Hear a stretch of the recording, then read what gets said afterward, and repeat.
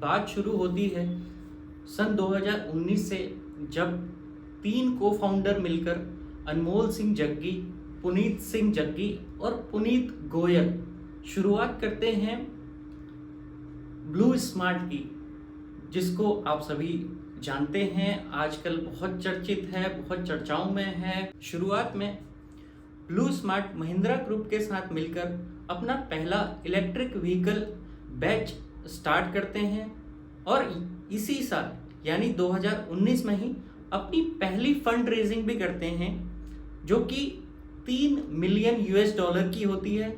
और ये है जीतो एंजल नेटवर्क से, जो कि इन्वेस्टमेंट ऑफिस है फेमस एक्ट्रेस दीपिका पादुकोण का। और बाद में फेमस क्रिकेटर महेंद्र सिंह धोनी और भारत पे के फाउंडर अश्नीर ग्रोवर भी ब्लू स्मार्ट में इन्वेस्ट करते हैं। कुछ ही समय में ब्लू स्मार्ट बहुत ही रिलायबल कंपनी बन गई। मेट्रो सिटी में रह रहे लोगों के लिए सब कुछ बहुत सही चल रहा था। इवन जो कैब ड्राइवर्स थे वो भी बहुत सेटिस्फाइड थे उनकी जॉब को लेकर। बट फिर ऐसा क्या हुआ? इस पूरी कहानी में टर्निंग पॉइंट तब आता है जब सेबी ने अनमोल जग्गी और पुनीत जग्गी को इन्हीं की लिस्टेड कंपनी, जो कि जेनसोल इंजीनियरिंग प्राइवेट लिमिटेड में फंड्स को डाइवर्ट करते और स्टॉक मैनिपुलेशन करते हुए पाए।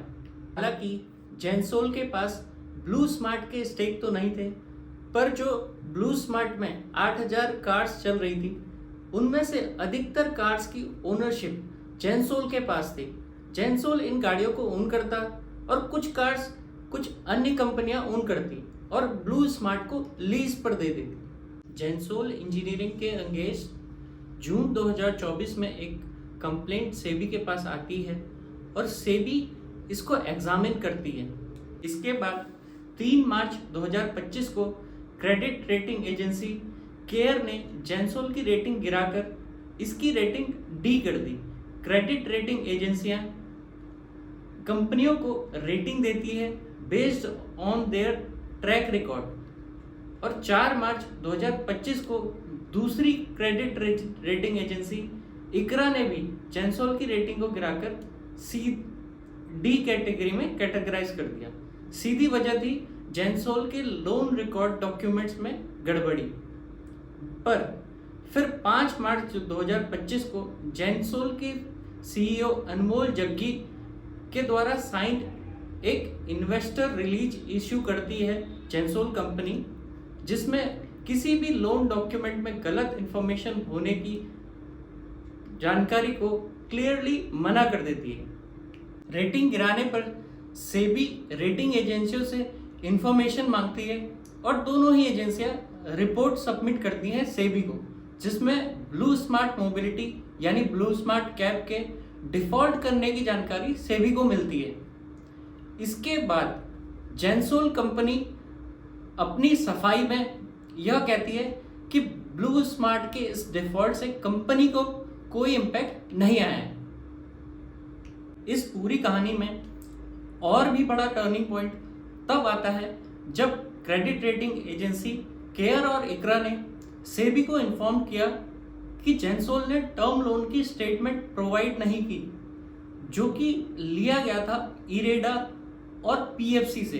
IREDA Indian renewable energy development agency और पीएफसी यानी पावर फाइनेंस कॉरपोरेशन लिमिटेड, ये दोनों ही गवर्नमेंट ओन्ड कंपनियां हैं। बजाय लोन स्टेटमेंट के इन्होंने एक कंडक्ट लेटर दिया जिसमें बताया गया कि सब कुछ रेगुलर है, कोई भी डेट में इरेगुलर कोई भी चीज नहीं है। क्रॉस एग्जामिनेशन में पता चला कि जो कंडक्ट लेटर इन्होंने दिया था वो कंडक्ट लेटर ही नकली था। उसकी इमेजेस आप स्क्रीन पर देख सकते हैं। इसके बाद सेबी ने इरेडा और पीएफसी से लोन सर्विसिंग की स्टेटमेंट मांगी और इसको रिव्यू करने के बाद पता चला कि जो भी लोन कंपनी ने लिया उसमें मल्टीपल टाइम डिफॉल्ट किया गया और जिसकी डिटेल आप स्क्रीन पर भी मैं शेयर कर दूंगा, आप देख सकते हैं। फाइनेंशियल ईयर 2022 से फाइनेंशियल ईयर 2024 तक जेंसोल ने इरेडा और पीएफसी से तकरीबन 978 करोड़ का लोन लिया, जिसमें से 663 करोड़ 6400 ईवी गाड़ियों को परचेज करने और ब्लू स्मार्ट को लीज पर देने के लिए लिया गया था। यहाँ पर भी जो इलेक्ट्रिक व्हीकल सप्लायर है गो ऑटो प्राइवेट लिमिटेड, इन्होंने 4704 ईवी बेचने की कंफर्मेशन दी, जिसकी कॉस्ट 567 करोड़ थी। हालांकि जो लोन ईवी परचेज के लिए लिया गया था वो 663 करोड़ था। हालांकि रिकॉर्ड्स के अकॉर्डिंग जो 663 करोड़ का लोन इरेडा और पीएफसी से ईवी परचेज करने के लिए लिया गया, इसके अलावा भी जेंसोल को 20% एडिशनल इक्विटी कंट्रीब्यूशन मिला, जिसको मिलाकर कुल 829 करोड़ जेंसोल को डिप्लॉय हुआ, जिसमें से 567 करोड़ 4704 इलेक्ट्रिक व्हीकल को खरीदने में लग गया और 262 करोड़ अनअकाउंटेड था, जिसका क्लियरली कोई हिसाब नहीं था। इसको चेक करने के लिए सेबी ने बैंक स्टेटमेंट को रिव्यू किया तो पता चला 262 करोड़ को अलग अलग डाइवर्ट करके पर्सनल चीज़ों में यूज़ किया गया, जिनमें से एक लग्जरी अपार्टमेंट डीएलएफ कैमेलियास के परचेज में और ultra luxury golf set international trip credit cards के बिल में और फैमिली मेंबर्स के अकाउंट में भी कुछ पैसा डाला गया। फंड्स को कैसे डाइवर्ट करके एक लग्जरी अपार्टमेंट के परचेज में यूज़ किया गया, इसको इस चार्ट से समझ सकते हैं।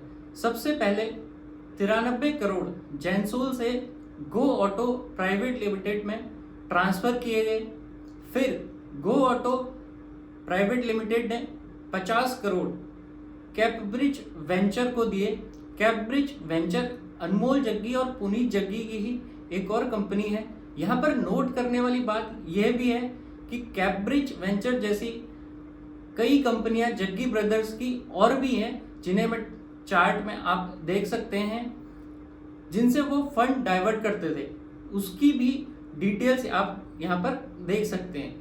वापस कैपब्रिज वेंचर पे आते हैं, जिससे 42.94 करोड़ डीएलएफ लिमिटेड को ट्रांसफ़र किए गए। इसी तरह कई बार पर्सनल यूज़ के लिए फंड्स को डाइवर्ट किया गया और जो इन सब में गो ऑटो प्राइवेट लिमिटेड है, इस पर भी सेबी की नज़र है और सेबी इसको अभी एग्जामिन कर रहा है। इस पूरे स्कैम को आप सेबी की वेबसाइट पर पढ़ सकते हैं, जिसका लिंक मेरे डिस्क्रिप्शन बॉक्स में आपको मिल जाएगा।